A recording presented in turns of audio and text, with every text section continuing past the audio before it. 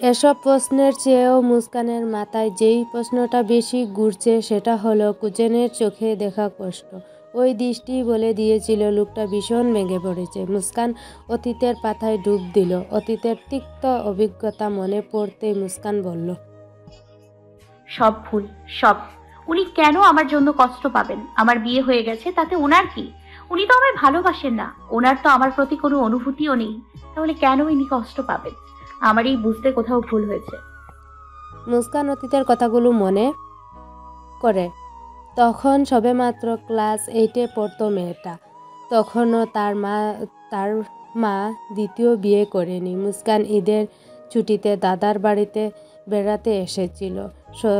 তখন সদ্য কিশোরে পা দিয়েছে চতুর্দশী মেয়েটি। নিজের মনের অনুভূতি নিয়ে ভীষণ সজাগ ছিল। ছোটবেলা থেকে নিজের ফুফাতো ভাই কুজনের প্রতি তার ছিল অন্যরকম টান। কুজনের চোখ মুখের ভাবও মুস্কান বুঝিয়ে দিত সেও কিছু ফিল করে মুস্কানের জন্য। কাছের কিছু বন্ধুর সাথে নিজের মনের কথাও ভাগ করে নিয়েছিল মুস্কান। তারাও মুস্কানকে বলেছিল, তুই এবার তোর কুজন ভাইকে নিজের মনের কথা বলেই দে। এসব কথা প্রলুব্ধ হয়ে মুস্কানও সিদ্ধান্ত নেয় সে তার কুজন ভাইয়াকে নিজের মনের কথা বলবে। এবার ঈদের ছুটিতে মূলত সেই জন্য বাড়িতে এসেছে সে। সৌভাগ্যবশত কুজনও সেই সময় এসেছিল। তখন 10ম শ্রেণীর ছাত্র ছিল কুজন। তাই মামা বাড়িতে বেড়াতে এসে রক্ষে নেই। সারাক্ষণ বইয়ে মুখ ডুবিয়ে রাখতে হতো। মুস্কান কুজনকে নিজের মনের কথা বলা নিয়ে ভীষণ দ্বিধাদ্বন্দ্বে ছিল। সেই সময় যখন সে সিদ্ধান্তহীনতায় ভুগছিল তখন মুস্কানের বড় চাচার মেয়ে চুমকি তার মনের ছটফটানি বুঝতে পারে। চুমকি মুস্কানের থেকে 8 মাসের বড় ছিল। সমবয়সী হয়ে দুজনের মধ্যে বেশ ভাবও ছিল। চুমকি মুস্কানকে ছটফট করতে দেখে তাকে শুধায়, তোকে এমন লাগছে কেন মুস্কান? মুস্কানের কারো ভরসার ভীষণ প্রয়োজন ছিল, তাই সে চুমকিকে, আপু আসলে আমি কুজন ভাইয়াকে ভীষণ পছন্দ করি, কিন্তু আমি ভীষণ সিদ্ধান্তহীনতায় ভুগছি। ভাইয়াকে কি বলবো নিজের মনের কথা? হঠাৎ করে চুমকির মুখে রাগ খুব ফুঁসে ওঠে। মুস্কান কিছু বুঝতে পারে না যে চুমকি হঠাৎ এভাবে রেগে গেল কেন। তাই প্রশ্ন করে, কি হলো আপু, তোমাকে এমন লাগছে কেন? তুই আমার ভালোবাসার দিকে হাত বাড়াবে আর আমি চুপচাপ থাকবো ভাবলি? চুমকির কথা শুনে মুস্কান হতবাক নয়নে তাকায়। চুমকি রাগী স্বরে বলে, কুজন ভাইয়ার থেকে দূরে থাক। আমরা দুজনে একে অপরকে ভালোবাসি, ভীষণ ভীষণ ভালোবাসি।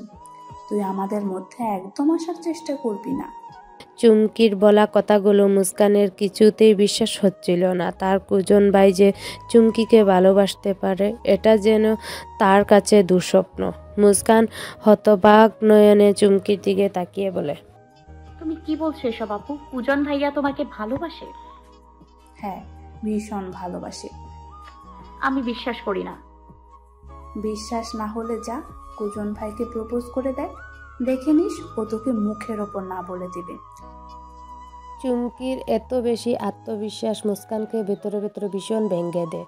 সে যেন বদ্ধপরিকর হয়ে চুমকিকে ভুল প্রমাণ করার জন্য। ঠিক সেই কারণে মুস্কান সুযোগ খুঁজতে থাকে কুজনের সাথে কথা বলার। ভাগ্যক্রমে সুযোগটা পেয়েও যায়। সেদিন ছিল শুক্রবার।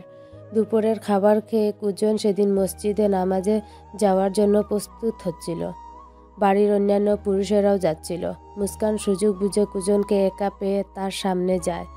মুস্কানকে আচমকা নিজের সামনে দেখে কুজন বেশ খানিকটা অবাক হয়। কোমরে হাত দিয়ে বলে, কিরে মুস্কান, তুই হঠাৎ এই সময় আমার সামনে কি করছিস? তোমাকে কিছু বলার ছিল কুজন ভাইয়া। হ্যাঁ বল, কি বলবি? তাড়াতাড়ি বল, আমাকে মামা নানাদের সাথে আবার মসজিদে যেতে হবে। আমি হ্যাঁ তুই? আমি আসলে কি তুই? আমি তোমাকে ভালোবাসি কুজন ভাইয়া। কুজন হতবাক হয়ে তাকিয়ে থাকে মুস্কানের দিকে। মুস্কান নিজের মনের কথা কুজনকে বলে চোখ দুটো বন্ধ করে নেয়। ফুসফাস করে শ্বাস নিতে থাকে। কুজন রাগী গলায় বলে ওঠে, মুস্কান। মুস্কান চোখ খুলে ঢোক গিলে আর কিছু বলতে যাবে তার আগে কুজন রাশবাড়ি কণ্ঠে বলতে থাকে, তোর বয়স কত? হ্যাঁ, এই বয়সটা পড়াশোনা করার। কোথায় মন দিয়ে পড়াশোনা করবি তা না, এইসব আজে বাজে ভাবনায় ব্যস্ত। তুই প্রপোজ করছিস আমায়? তোর কি এখন প্রেম করার বয়স? ভাইয়া চুপ, আর একটাও কথা না। যা গিয়ে পড়তে বস। আর ভালো হবে যদি এসব আজে বাজে চিন্তা নিজের মাথা থেকে বের করে দিস। মুস্কান আর এক মুহূর্ত দাঁড়ায় না, কুজনের সামনে থেকে চলে আসে। নিজের রুমে এসে নিজের মনের অনুভূতি ঠেলে দিয়ে কাঁদতে থাকে। আজ তার চোখের জল যেন কোনো বাধা মানতে রাজি নয়। মুস্কানের মনে জ্বলন্ত আগুনে ঘি ডালার জন্য যেন চুমকির আগমন ঘটল। মুস্কানের কষ্ট আরও বাড়িয়ে দেওয়ার জন্য চুমকি বলল, কি রে, কুজন ভাইয়া তোকে রিজেক্ট করে দিল না? আমি তো আগেই বলেছিলাম তোর মতো একটা মেয়েকে কুজন ভাই কেন ভালোবাসবে বল। মুস্কান কান্নারত অবস্থায় বলে, আমার মধ্যে কিসের কমতি আছে চুমকি আপু? আমার কি ভালোবাসা যায় না? চুমকি ঠাট্টা, উপহাস এবং বিদ্রুপাত্মক হাসি দিয়ে বলে, নিজেকে একবার আয়নায় দেখে নে মুস্কান, তাহলেই তুই সবটা দেখতে পারবি। এত মোটা কেন রে তুই? তোকে দেখে তো মনে হয় যেন একটা ছোট্ট হাতির বাচ্চা। এখনকার ছেলেরা তোর মতো মোটা মেয়ে একদমই পছন্দ করে না, বুঝলি? মুস্কান সেদিন অনেক বেশি কষ্ট পায়। এরপর থেকে সে কুজন, চুমকি এই দুজনকেই এড়িয়ে চলে। চুমকির এসবে কিছু যায় আসে না, সে তো মুস্কানকে পাত্তাই দিতে চায় না। তবে কুজন বার কয়েক নিজ থেকে মুস্কানের সাথে কথা বলার চেষ্টা করে, কিন্তু মুস্কান কুজনকে সবসময় এড়িয়ে চলে। ঈদ মিটে যেতেই মুস্কান আর দেরি করে না, আবার নিজের মামার বাড়ি ফিরে আসে। এরপর থেকে তার জীবন অনেকটাই বদলে যায়। সে খাওয়া দাওয়া প্রায় বন্ধ করে দেয়, অনেক শুকিয়ে যায় মেয়েটা। এরপর নিজের মায়ের দ্বিতীয় বিয়েও তাকে ভেঙে দেয়। তখন থেকেই তো মেয়েটার জীবনে সুখ যেন হারিয়ে যায়। দুঃখ এসে বড়িয়ে দেয় মেয়েটার জীবন। তবে মুস্কান নিজেকে বদলেই নেয়, নিজেকে প্রতিবাদী গড়ে তোলে।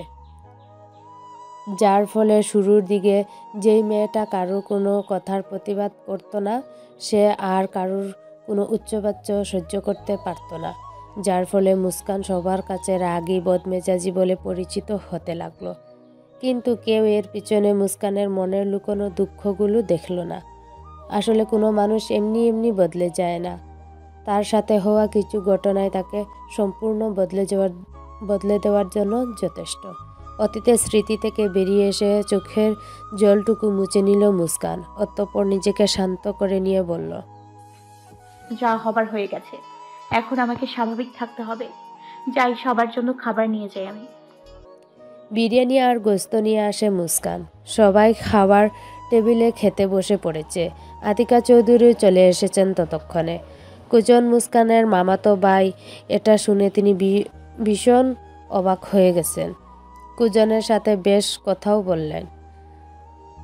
মুস্কান এসে দাঁড়িয়ে বলে, আসুন সবাই খেতে বসুন। সবাই ধীরে ধীরে খেতে বসে। কুজনও সবার সাথে বসে পড়ে খেতে। মুস্কান সবাইকে বিরিয়ানি আর গোস্ত দেওয়ার পর কুজনের পাতে ইলিশ মাছের ডিমের বড়া দিয়ে বলে, এই নাও কুজন ভাইয়া, তোমার প্রিয় খাবার, খেয়ে দেখো তো কেমন হয়েছে।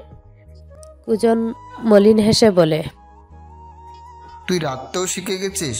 তাহলে তো আমায় খেয়ে দেখতে হয় কেমন রান্না করছিস তুই।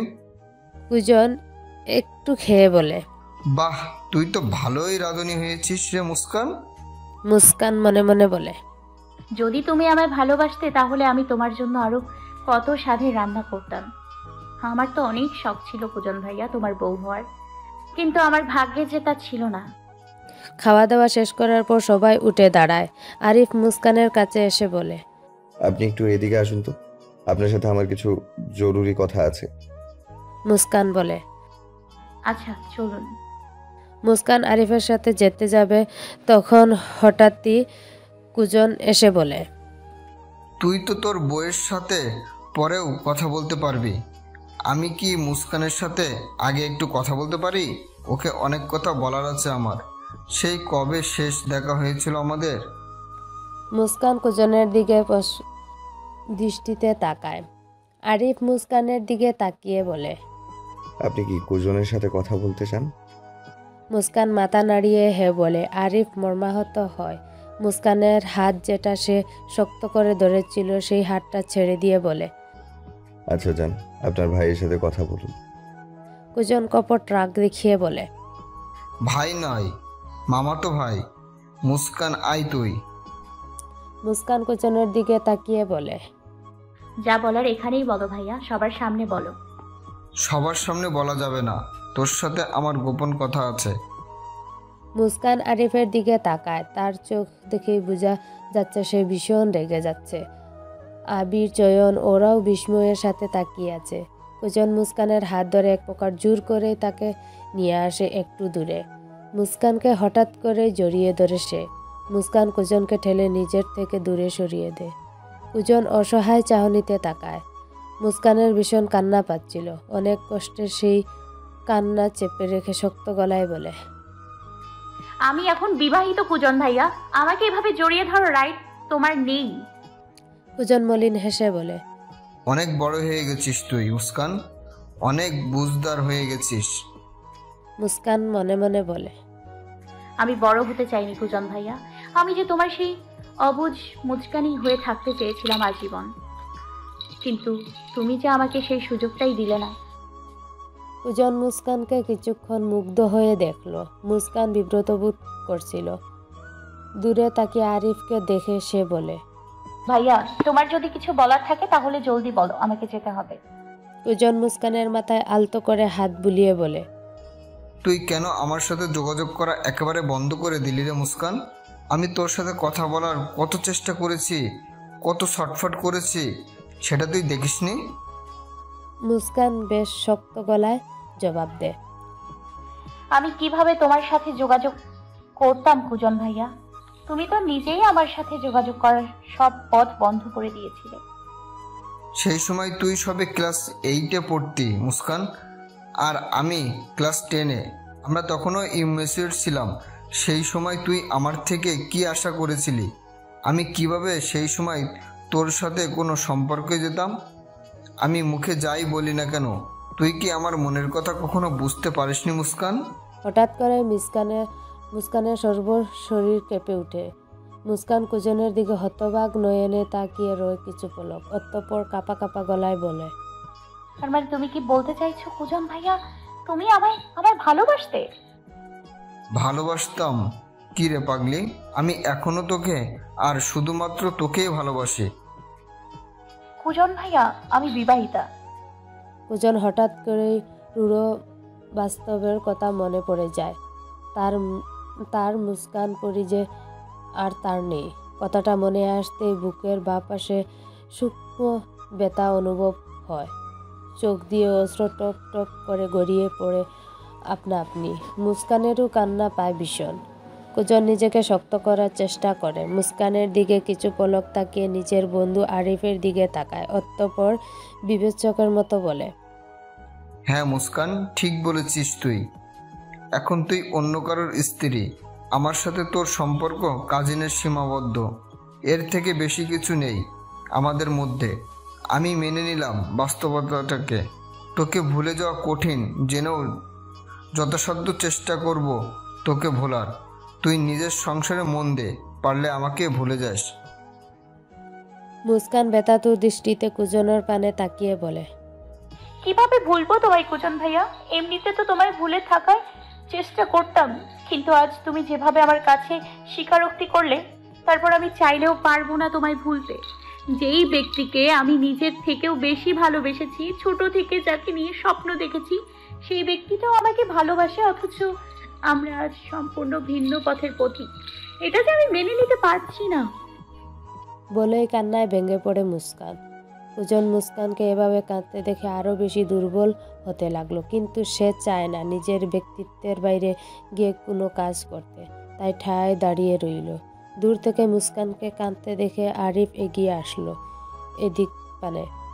মুস্কানের কাছে এসে তাকে শুধালো, এই মুস্কান, আপনি কাঁদছেন কেন?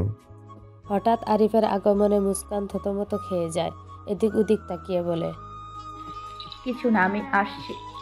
মুস্কান বিদায় নিতেই কুজন আরিফের কাঁধে হাত রেখে বলে, মুস্কানকে দেখে রাখিস দোষ, মেয়েটা অনেক ভালো। মুস্কান আমার স্ত্রী, তুই বললেও দেখবো, না বললেও দেখবো। তবে হ্যাঁ, তুই মামাতো ভাই হিসেবে বলতেই পারিস ওর খেয়াল রাখার কথা। কুজন আর কথা না বাড়িয়ে চয়ন আবিরের পাশে গিয়ে বসলো। এদিকে আরিফ দাঁড়িয়ে দাঁড়িয়ে ভাবতে লাগলো, এই কুজন আর মুস্কান কি শুধুই মামাতো ফুফাতো ভাই বোন, নাকি এদের মধ্যে আরো কোনো সম্পর্ক আছে? ওদের চক্ষু মুখের অভিব্যক্তি যে আমায় অন্য কিছু বলে দিচ্ছে। কুজনদের ফিরে যাওয়ার সময় এসে উপস্থিত হয়। ফিরে যাওয়ার পূর্বে কুজন মুস্কানের সাথে দেখা করে। মুস্কানের মুখোমুখি হয়ে সে বলে, থাক রে মুস্কান, আমি যাচ্ছি। চলেই তো যাবে, তুমি তো আমার জীবনে থাকার জন্য আসোনি, তাই বারবার আমার থেকে দূরে চলে যাও। কুজন যেন এবার মুস্কানের সব ভুল ভাবনা দূর করতে বদ্ধপরিকর হয়। তাই তো সে বলা শুরু করে, বিশ্বাস কর, আমি কখনো তোকে দূরে ঠেলে দিতে চাইনি, কিন্তু পরিস্থিতি আমায় বাধ্য করেছে।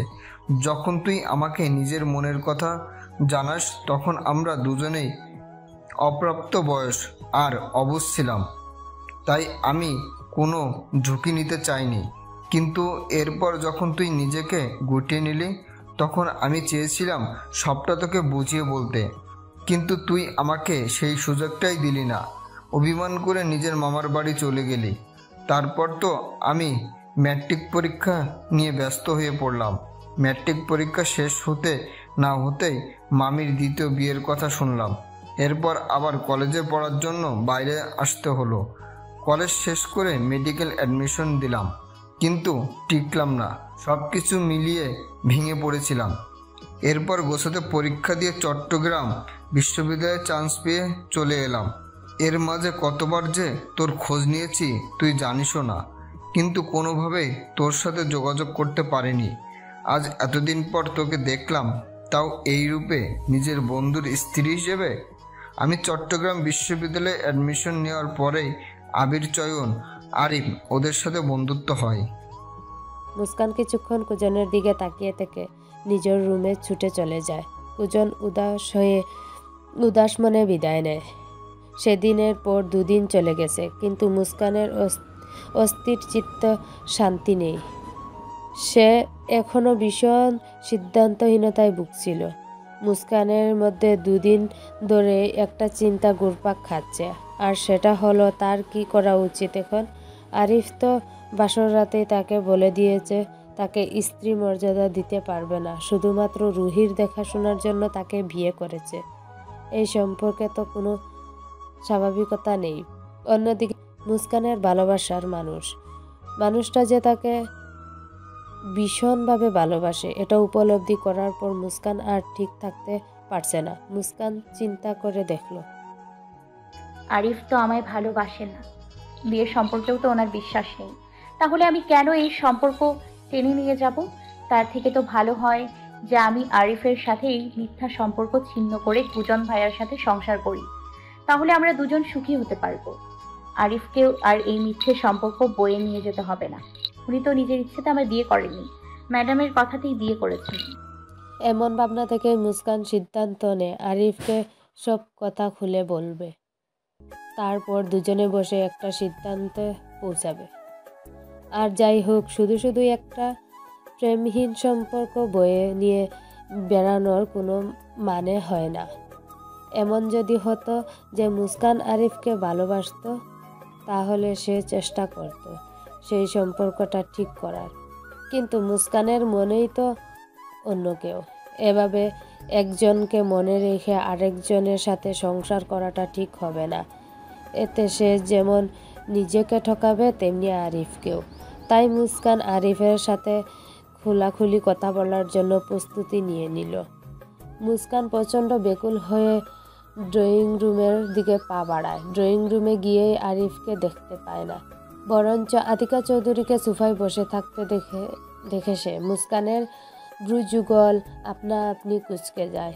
এদিক ওদিক তাকিয়ে আরিফকে দেখতে না পেয়ে সে আতিকা চৌধুরীকে শুধায়। আপনার ছেলে কোথায় ম্যাডাম? আরিফকে খুঁজছো? ও তো রুহিকে নিয়ে একটু বাইরে গেছে। ও, মুস্কানের মুখে বিষণ্ণতার আধার নামে। সে আর বিন্দুমাত্র কালক্ষেপণ না করে রুমে চলে যায়। রুমে গিয়ে আরিফের অপেক্ষার প্রহর গুনতে থাকে। এমন সময় হঠাৎ করে কানে ভেসে আসে ফোনের রিংটোন। এদিক ওদিক তাকিয়ে টেবিলের উপর আরিফের ফোনটা দেখতে পেয়ে হাতে তুলে নেয়। মুস্কান ভেবেছিল ফোনটা যেহেতু আরিফের তাই তার রিসিভ করা উচিত হবে না, কিন্তু ফোনে জলজল করতে থাকা কুজন নামটা দেখে সে তার ভাবনা বদলে দ্রুত বেগে ফোনটা রিসিভ করে নেয়। ফোন রিসিভ হতেই বিপরীত দিক থেকে কুজন বলে ওঠে, হ্যালো আরিফ, আমি আরিফ নই, আমি মুস্কান। কুজনের কথায় থেমে যায়। কিছুক্ষণ মৌনতা বজায় রেখে সে বলে ওঠে, আচ্ছা আরিফ এলে বলিস আমি ফোন করেছিলাম। কুজন এতটুকু কথা বলে ফোনটা রাখতে যাবে এমন সময় মুস্কান বলে ওঠে, ফোনটা রেখো না ভাইয়া, তোমার সাথে আমার কিছু জরুরি কথা আছে। হ্যাঁ বল, তুই কি বলবি? আমি অনেক ভেবে একটা সিদ্ধান্ত নিয়েছি কুজন ভাই। আমি আরিফের সাথে সংসার করতে চাই না, আমি তোমার সাথে সাজাতে চাই। মুস্কানের কথা শোনা মাত্র কুজনের পায়ের তলায় মাটি সরে যায়। তার মাথা কিছু সময়ের জন্য কাজ করা বন্ধ করে দেয়। যতই সে মুস্কানকে ভালোবাসুক না কেন, মুস্কান এখন অন্য কারোর স্ত্রী। এখন মুস্কান তার জন্য নিষিদ্ধ হয়ে গেছে। তাই মুস্কানের থেকে এমন কথা আশা করেনি কুজন। তাই তো সে গর্জে উঠে বলে, এসব কি বলছিস তুই মুস্কান? যা বলছিস ভেবে বলছিস তো? আমি একদম ঠান্ডা মাথায় ভেবে চিন্তেই সব বলছি কুজন ভাইয়া।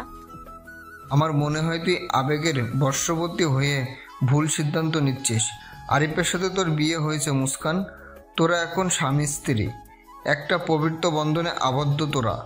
আর তুই কিনা বলছিস আমার জন্য আরিফের ত্যাগ করবি? হ্যাঁ করবো তাই, আর এতে কোনো ভুল নেই। তুমি জানো না কুজন ভাইয়া, আমাদের এই বিয়েটা কোনো স্বাভাবিক বিয়ে না। আরিফ তো এই বিয়েতে রাজিই ছিলেন না। আমার সৎ বাবা আমার সাথে এক বৃদ্ধ লোকের বিয়ে ঠিক করেছিলেন। ম্যাডাম যখন এই বিষয়ে জানতে পারেন তখন ওনাকে নিয়ে বিয়েটা আটকাতে যান। পরবর্তীতে পরিস্থিতির চাপে পড়ে আরিফ আমায় বিয়ে করতে বাধ্য হন, কিন্তু উনি কখনো মন থেকে এই বিয়েটা মানতে পারেননি। তাই তো বাসর রাতেই আমাকে বলে দিয়েছেন যে আমাকে স্থির মর্যাদা দিতে উনি অপারগ। কুজন ঠান্ডা মাথায় মুস্কানের সব কথা শুনে অতঃপর কিছুক্ষণ ভাবনা চিন্তা করে বলে, আমার কথা মনোযোগ দিয়ে শোন মুস্কান, এভাবে ঝোঁকের মাথায় তুই কোনো সিদ্ধান্ত নিস না। যেভাবেই হোক না কেন তোর সাথে তো আরিফের বিয়েটা হয়েছে, তাই না? বল, বিয়ে একটা পবিত্র সম্পর্ক। আমার মনে হয় না তোর হঠাৎ করে বসে কোনো সিদ্ধান্ত নেওয়া ঠিক হবে। তুই কিছুক্ষণ ঠান্ডা মাথায় চিন্তা কর, এরপর আরিফের সাথে বসে কথা বল এই বিষয় নিয়ে। ও আদৌ এই সম্পর্কটাকে কোনো সুযোগ দিতে চাই কিনা সেটা জানার চেষ্টা কর, তারপর কোনো সিদ্ধান্ত নিস। এভাবে একতরফাভাবে কোনো সিদ্ধান্ত নেওয়া ঠিক হবে না, বল। মুস্কান খানিকটা অধৈর্য হয়ে বলে, তুমি এভাবে বলছো কেন কুজন ভাইয়া? তুমি কি এখন আর আমাকে চাও না, তাই আমাকে এভাবে আরিফের সাথে মানিয়ে নিতে বলছো? তুই ভুল ভাবছিস মুস্কান। আরিফ যদি তোর সাথে সংসার করতে সত্যিই না চায় তাহলে আমি বলছি আমি তোকে আপন করে নেব। কিন্তু আরিফ যদি এই সম্পর্কটা নিয়ে কিছু ভেবে থাকে তাহলে আমি তোকে বলবো তুই ওই সম্পর্কটাকে একটা সুযোগ দে। থাক কুজন ভাইয়া, তোমাকে আর কিছু বলতে হবে না। আমি বুঝতে পেরেছি আমি বিবাহিতা বলে তুমি আমাকে আর নিজের জীবনের সাথে জড়াতে চাও না। আমি তো এখন সেকেন্ড হ্যান্ড হয়ে গেছি। মুস্কান, খবরদার আর একটাও বাজে কথা বলবি না তুই। আমার ভালোবাসার সম্পর্কে তোর কোনো ধারণাই নেই। তুই যদি কষ্টে থাকিস তাহলে তোর 1000 বার বিয়ে হলেও আমি তোকে মেনে নিব বিনা শর্তে, কিন্তু আরিফের সাথে তুই তো কষ্টে নেই। মুস্কান আর কথা না বাড়িয়ে ফোনটা রেখে দেয়। অতঃপর দীর্ঘশ্বাস ফেলে ফোনটা সঠিক স্থানে রাখতে যাবে তার পূর্বে আরিফ রুহিকে কোলে নিয়ে রুমে প্রবেশ করে। মুস্কানের হাতে নিজের ফোন দেখে সে মুস্কানকে শুধায়। কে ফোন করেছিল?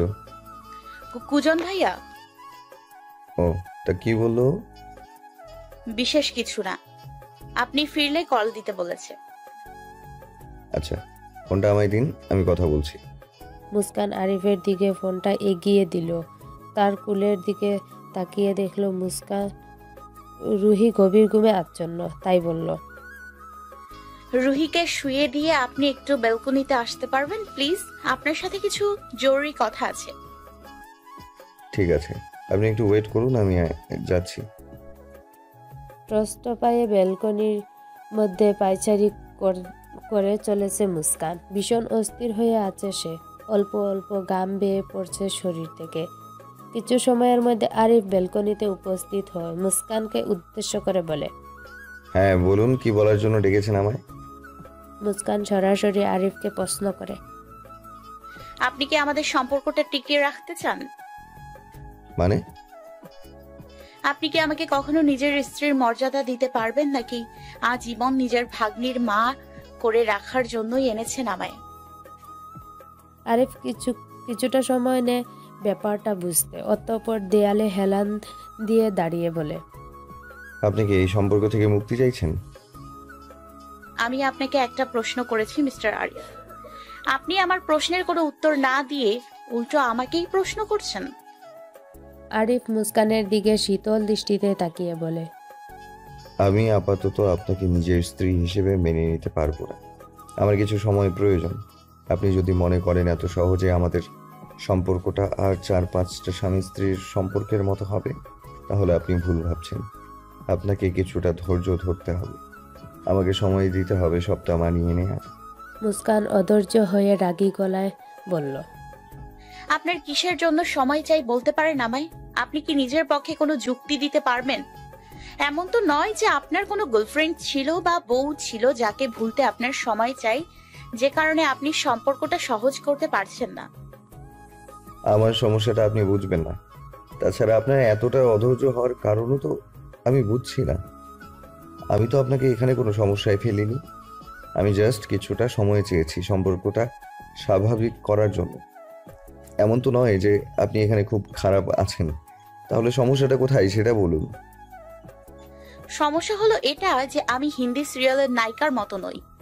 আপনি আমায় বিয়ে করবেন, তারপর এমন ভাব করবেন যে আমায় দয়া করেছেন, একটা বাচ্চাকে আমার কোলে তুলে দিয়ে বলবেন আপনাকে শুধু এই বাচ্চার জন্য বিয়ে করেছি, আর আমি সেই বাচ্চাকে বুকে টেনে সংসার করব, সবার মন জয় করব, অপেক্ষা করব কবে আমার স্বামী আমাকে মেনে নেয়। তাই তো? শুনুন, আমি ওই রকম মেয়ে নই। আমাকে এমন ভাবলে খুব ভুল ভেবেছেন। আমি নিজের অধিকার বুঝে নিতে জানি, কারোর পায়ের কাছে পড়ে থাকার মেয়ে আমি নই। আপনার কাছে আমাকে স্বার্থপর মনে হতেই পারে, কিন্তু আমি নিজের কাছে একদম পরিষ্কার। কথাগুলো বলে একটু দম নিয়ে বলে, হয় আপনি সম্পর্কটাকে যত দ্রুত সম্ভব স্বাভাবিক করুন, আর না হয় আমাকে মুক্তি দিন এই সম্পর্ক থেকে। কথাটা বলে মুস্কান রুমে চলে আসে। আরিফ উদাস হয়ে তাকিয়ে থাকে তার যাওয়ার পানে। দুপুরের উত্তপ্ত আবহাওয়াও চুল খোলা রেখে বিছানায় বসে আছে মুস্কান। একটু আগে সে গোসল করে বেরিয়েছে। ভেজা চুল শুকানোর জন্য সিলিং ফ্যানটাও চালু করে দিয়েছে একদম ফুল স্পিডে। আরিফ কিছু প্রয়োজনে রুমে এসে মুস্কানকে এই অবস্থায় দেখে তো বনে যায়। মুস্কানকে এই অবস্থায় বেশ লাস্যময়ী লাগছে। আরিফ মুগ্ধ নয়নে মুস্কানকে দেখতে লাগলো। কিছুক্ষণের মধ্যেই মুস্কানেরও নজর গেল আরিফের দিকে। নিজের দিকে খেয়াল করে মুস্কান দেখলো তার পরনে লাল রঙের সুতির কাপড়ের একটি সালোয়ার কামিজ, গায়ে কোনো ওড়নাও নেই। তাই দ্রুত বেগে ওড়না গায়ে জড়িয়ে আরিফকে জাড়ি দিয়ে বলল, আপনি কখন এসছেন? রুমে আসার আগে নক তো করতে পারতেন। একটা মেয়ে যে রুমে আছে সেটা কি ভুলে গেছেন আপনি? আমি আসলে থাক, আমি আপনার থেকে কোনো এক্সকিউজ শুনতে চাইছি না। মিস্টার, আপনার যদি দরকারি কোনো কাজ থাকে তাহলে সেটা করুন। আমার আপনার সাথে কিছু কথা ছিল। বলুন, আমি শোনার জন্য বসে আছি। আমি কাল সারা রাত আপনার বলা কথাগুলো নিয়ে ভেবেছি। অতঃপর আমি যেই সিদ্ধান্তে পৌঁছালাম তা হলো আমি আমাদের সম্পর্কটাকে একটা সুযোগ দিতে চাই। আমার আপনাকে স্ত্রী হিসেবে মেনে নিতেও কোনো অসুবিধে নেই। আমি শুধু সবটা স্বাভাবিক করার জন্য কিছুটা সময় চাই। মুস্কান কণ্ঠে রাগ ঝুলিয়ে বলে, আমার মনে হয় আপনি আমাকে নিয়ে খেলতে চাইছেন। আপনাকে কিছু বললেই সেই এক কথা, সময় লাগবে। আমার মনে হয় আপনি আমার প্রতি বিন্দু মাত্র ইন্টারেস্ট নেই। এভাবে একটা সম্পর্ক এগিয়ে নিয়ে যাওয়া যায় না। আরিফ বলার মতো কিছুই খুঁজে পায় না। মুস্কানের এই ধরনের চিন্তায় তার মনেও বিরূপ প্রভাব ফেলে। এরই মধ্যে হঠাৎ রুহি কেঁদে ওঠে। মেয়েটা হঠাৎ ঘুম থেকে জেগে উঠেছে। রুহি কেঁদে উঠতেই আরিফ দ্রুত বেগে গিয়ে মেয়েটাকে দোলনা থেকে নিজের কোলে তুলে নেয়।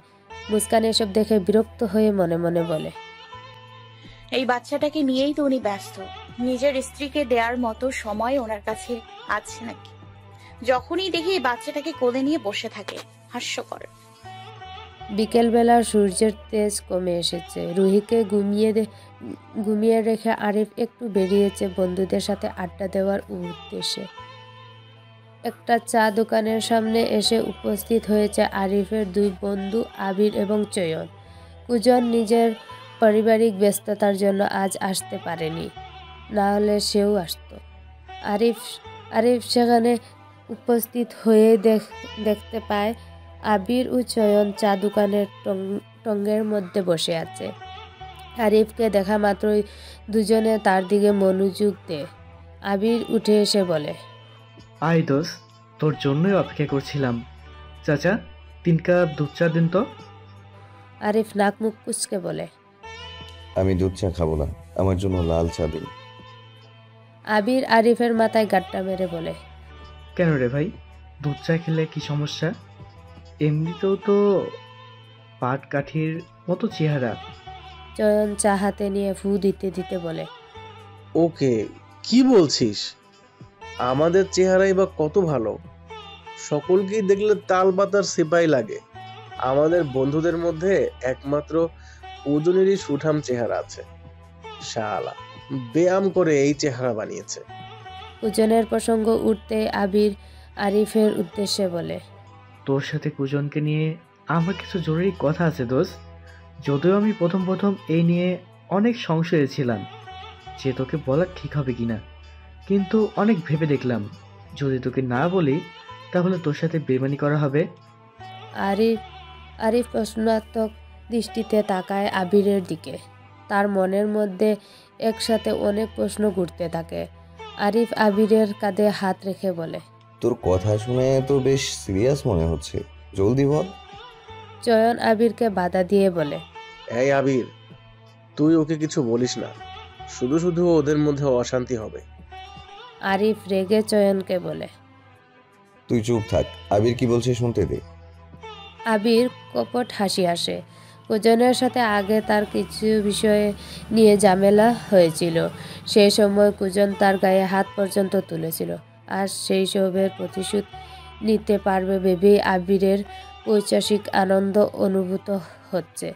অন্যদিকে চয়ন বেশ বয়ে বয়ে তাকিয়ে রয়েছে। সে মনে করে গতকালের কথা। কুজন যখন ক্যাম্পাসে পৌঁছে আরিফকে ফোন দেয় তখন আবির ও চয়নও তার পাশে ছিল। ফোনটা আরিফ রিসিভ না করে মুস্কান রিসিভ করলে কুজন তাদের দুজন থেকে একটু দূরে গিয়ে কথা বলতে থাকে। আবির ও চয়ন আরিফের বাড়িতে মুস্কান এবং কুজনের অস্বাভাবিক ব্যবহার নিয়ে সন্দেহ করেছিল। তাই কৌতূহল থেকে দুজন কুজনের কাছাকাছি যায়।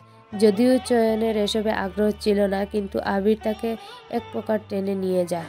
অতঃপর দুজনে কুজনের বলা কিছু কথা শুনে নেয়।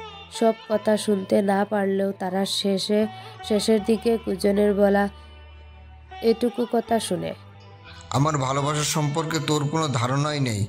তুই যদি কষ্টে থাকিস তাহলে তোর 1000 বার বিয়ে হলেও আমি তোকে মেনে নিব বিনা সত্যে। আবির এইটুকু কথার সাথে আরো কিছু মশলা মিশিয়ে আরিফকে বলে, জানিস, কুজন তোর বউকে বলছিল ও যদি তোর সাথে সংসার করতে না চায় তাহলে যেন তোকে ছেড়ে ওর কাছে চলে যায়। আমার তো তোদের বাড়িতে ওদের দেখেই সন্দেহ হয়েছিল।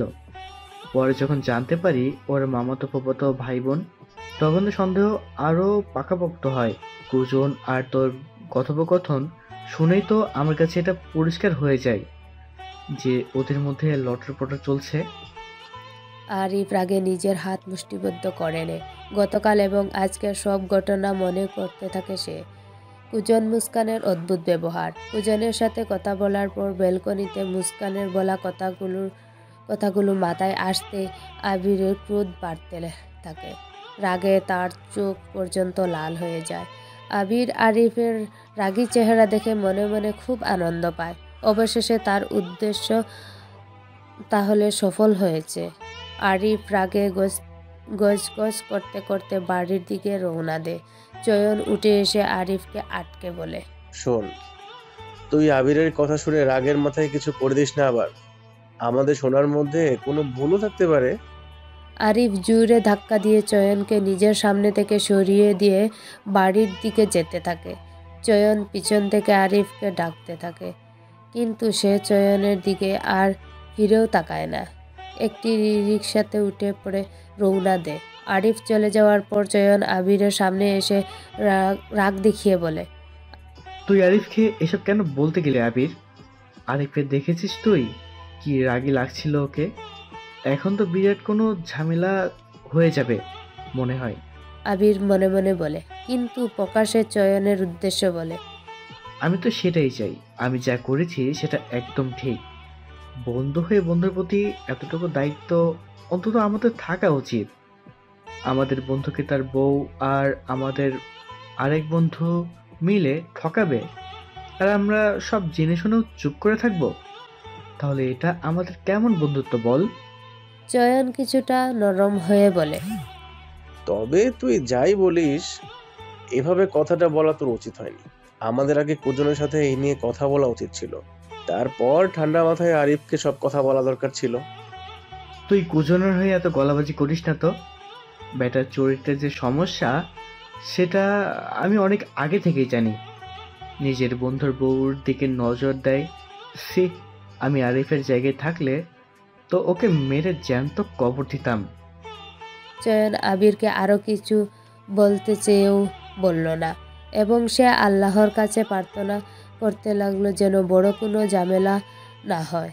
আরিফ যেভাবে বাড়ির দিকে গেল দেখে তো মনে হলো আজ বড় কোনো ঝামেলা হয়ে যাবে। প্রচণ্ড রাগ নিয়ে বাড়ির মধ্যে প্রবেশ করেই মুস্কানের নাম ধরে চিৎকার করতে লাগলো আরিফ। আরিফের ডাক শুনে আতিকা চৌধুরী, মুস্কান সবাই ড্রয়িং রুমে উপস্থিত হয়।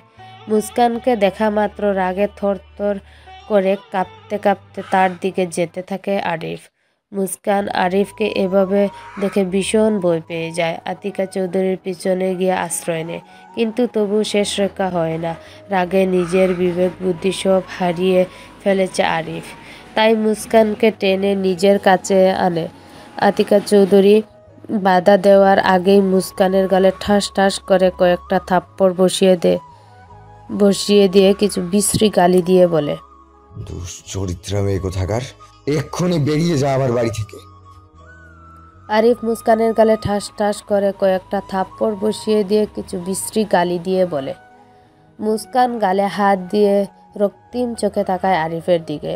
বরাবরই নিজের আত্মসম্মান নিয়ে বড্ড বেশি সচেতন সে। এই নিয়ে দুইবার আরিফ তার গায়ে হাত তুলল। আগেরবার সহ্য করে নিলেও এবার আর সহ্য করতে পারল না মুস্কান। আরিফ তার গালে থাপ্পড় মারার পর সেও উল্টো থাপ্পড় বসিয়ে দিল আরিফের গালে। গর্জে উঠে বলল, আপনি নিজেকে কি ভেবেছেনটা কি? হ্যাঁ, আমার গায়ে বারবার হাত তুলবেন আর আমি সহ্য করব? এমন ভাবলে আপনি ভুল ভাবছেন। আমি সেই সব মেয়েদের মধ্যে নই যারা মুখ বুঝে নিজের স্বামীর সবকিছু মেনে নেবে। আমি প্রতিবাদ করতে জানি। আরিফ মুস্কানের উদ্দেশ্য বলে, আপনি কত ভালো সেটা আমার জানা হয়ে গেছে। আপনার এত বড় সাহস যে আমার গায়ে হাত তুললেন। এবার তো আমি আপনাকে আর এক মুহূর্ত আমার বাড়িতে সহ্য করব না। কথাটা বলেই আরিফ মুস্কানের হাত ধরে টানতে টানতে বাড়ির মেইন গেটের দিকে নিয়ে যেতে থাকে। আতিকা চৌধুরী আরিফকে আটকানোর জন্য বলে, আরিফ, ছেড়ে দে ওকে। এসব কি হচ্ছে আমি কিছু বুঝতে পারছি না।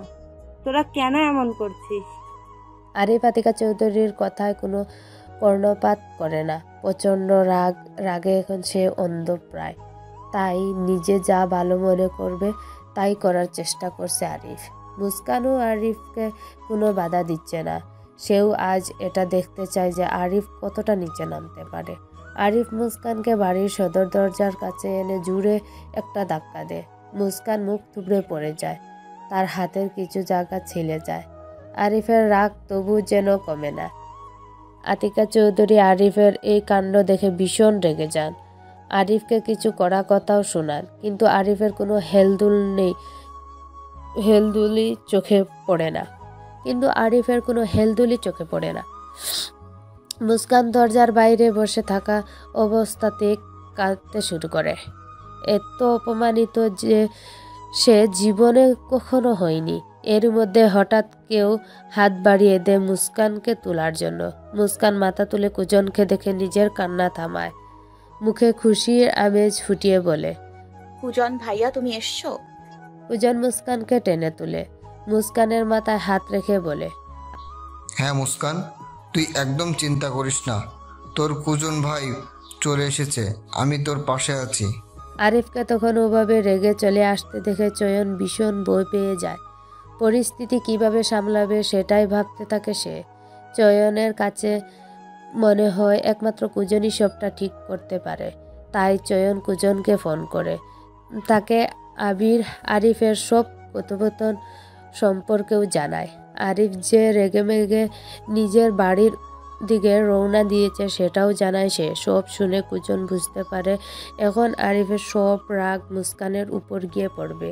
তাই মুস্কানকে রক্ষা করতে এবং আরিফের ভুল ভাবনা মেটাতে কুজন চলে এসেছে। কিন্তু এখানে এসে মুস্কানের প্রতি আরিফের এমন ব্যবহার দেখে সে স্তম্ভিত। রাগে ক্ষোভে আরিফের দিকে এগিয়ে যায় কুজন। আরিফকে ধমক দিয়ে বলে, কোন সাহসে তুই মুস্কানের সাথে এমন ব্যবহার করেছিস? আরিফ কুজনের শার্টের কলার শক্ত করে ধরে উপহাসের সুরে বলে, তাহলে তুই চলে এসেছিস নিজের প্রেমিকাকে রক্ষা করতে? ভদ্রভাবে কথা বল আরিফ, তোর বুঝতে ভুল হচ্ছে, মুস্কান আমার প্রেমিকা নয়। তুই আর আমার সামনে এসব সস্তার নাটক করিস না কুজন। তোর আর এই মুস্কানের সব কীর্তি সম্পর্কে আমার জানা শেষ। তোরা একসাথে সংসার করতে চাস তো ফাইন, আমি কোনো বাধা দেব না, তুই নিয়ে যা এই মেয়েটাকে। তাদের দুজনের কথার মাঝখানে ঢুকে পড়েন আতিকা চৌধুরী। তিনি বলেন, এসব কি বলছিস তুই আরিফ? আমি সত্যি বুঝতে পারছি না তুই এসব কথা বলছিস, আর মুস্কানের সাথে এত খারাপ ব্যবহারও বা কেন করছিস? আরিফ আতিকা চৌধুরীকে আবিরের বলা সব কথাগুলো বলে। সব শুনে আতিকা চৌধুরী ভীষণ অবাক হয়ে যান। তিনি মুস্কানের উদ্দেশ্য প্রশ্ন ছুড়ে দেন, আরিফ যা বলছে সেসব কি সত্য মুস্কান? মুস্কান কিছু বলার আগে কুজন বলে, আপনি বিশ্বাস করুন আন্টি, আরিফ যা বলছে তা ঠিক নয়। আমি মুস্কানকে বলিনি সংসার ছেড়ে দিতে, আমি তো ওকে এই সম্পর্কটাকে সুযোগ দিতে বলেছি। হ্যাঁ, এটা সত্য যে আমরা একে অপরকে ভালোবাসতাম, তবে সেই ভালোবাসা অপ্রকাশিত ছিল। আতিকা চৌধুরী কুজনকে ইশারা করে থামিয়ে দিয়ে মুস্কানের দিকে তাকিয়ে বলেন, আমি তোমার কাছে সবটা শুনতে চাই মুস্কান, বলো তুমি কি চাও? মুস্কান কান্না মিশ্রিত কণ্ঠে বলে, আমি মুক্তি চাই ম্যাডাম, আপনার ছেলের থেকে মুক্তি চাই। যেই ছেলে বাসর ঘরে তার স্ত্রীকে বলে আমি আপনাকে বউ বলে মানি না, আমি আপনাকে স্ত্রীর স্বীকৃতি দেব না, তার কাছে থেকে আমি কি আশা করব? আতিকা চৌধুরী কিছু বলার চেষ্টা করলে মুস্কান আবারও বলা শুরু করে, আমি জানি আপনিও আমাকে ভুল বুঝবেন, কিন্তু আমার জায়গায় একবার নিজেকে বসিয়ে দেখুন না।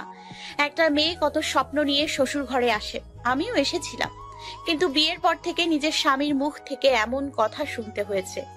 আমার রুহির প্রতিও কোনো ক্ষোভ ছিল না, কিন্তু যখন মনে হয়েছে আপনার ছেলে রুহির জন্য আমার সাথে এমন করছে, তখন না চাইতে ওই বাচ্চাটাকে খারাপ কথা বলে ফেলেছি।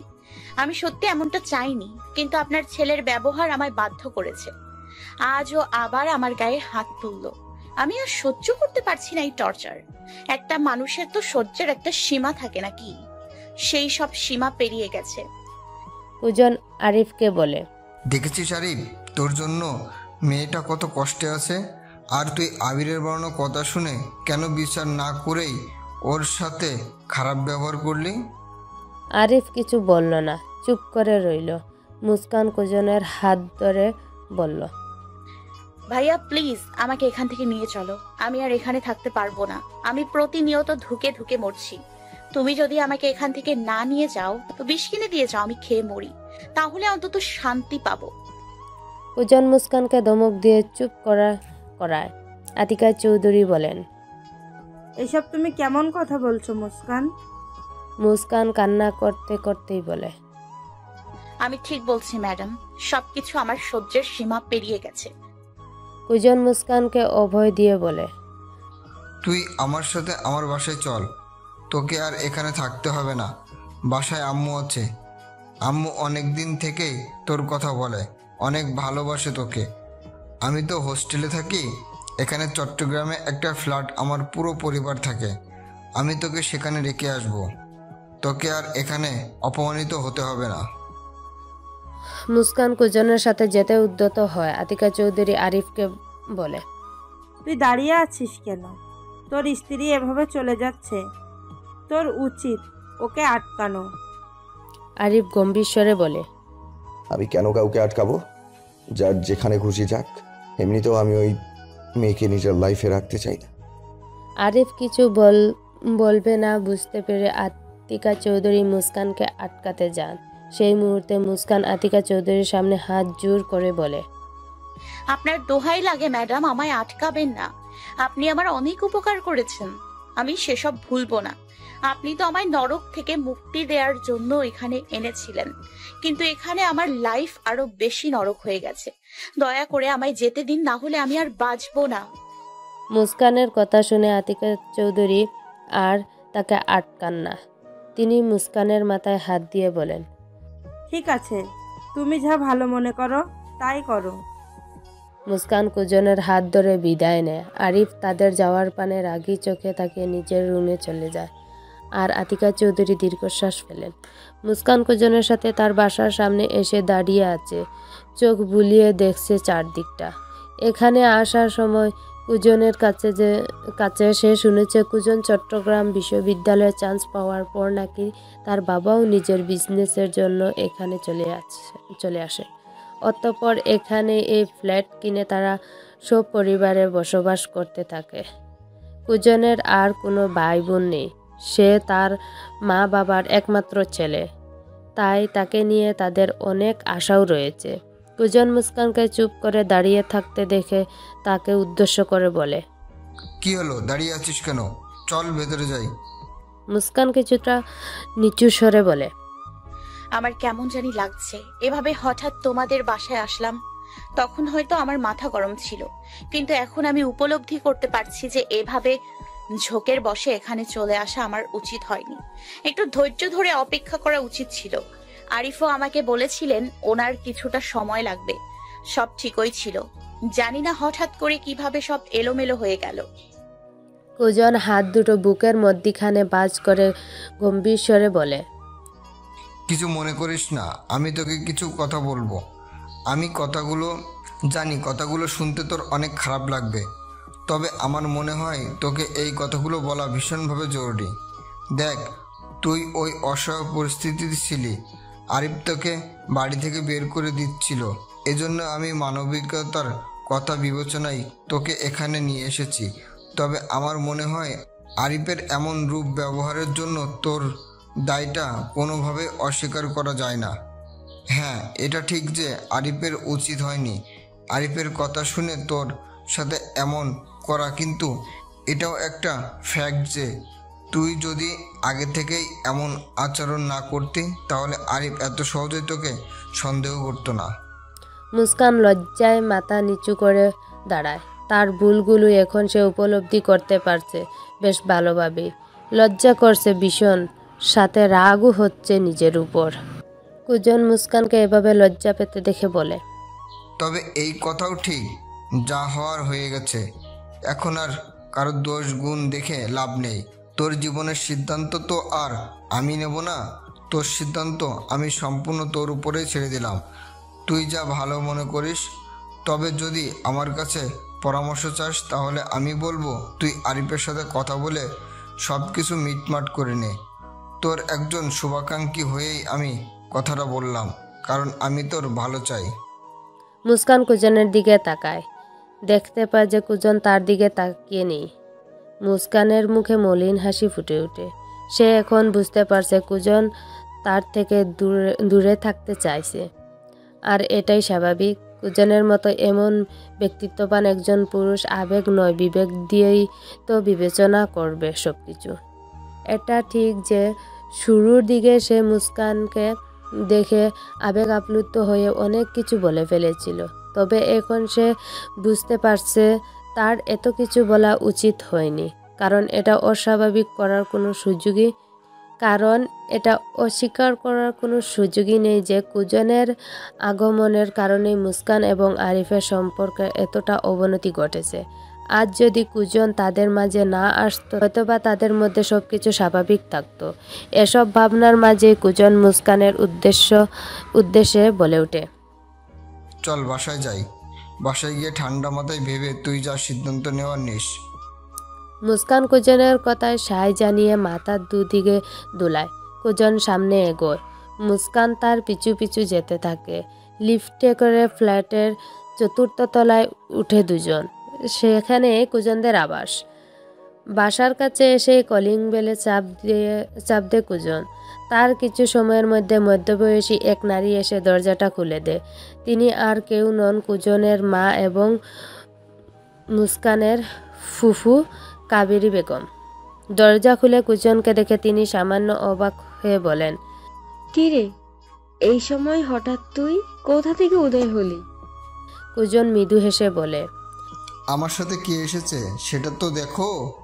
কাবেরী বেগম কুজনের পাশে তাকাতেই তার দৃষ্টিগোচর হয় মুস্কানকে। সাথে সাথে বিস্ময় ভাব ফুটে উঠে তার চোখে মুখে। কিছুক্ষণ নীরব থেকে বিস্ময়তা কাটিয়ে উঠে তিনি ছুটে চলে যান মুস্কানের কাছে।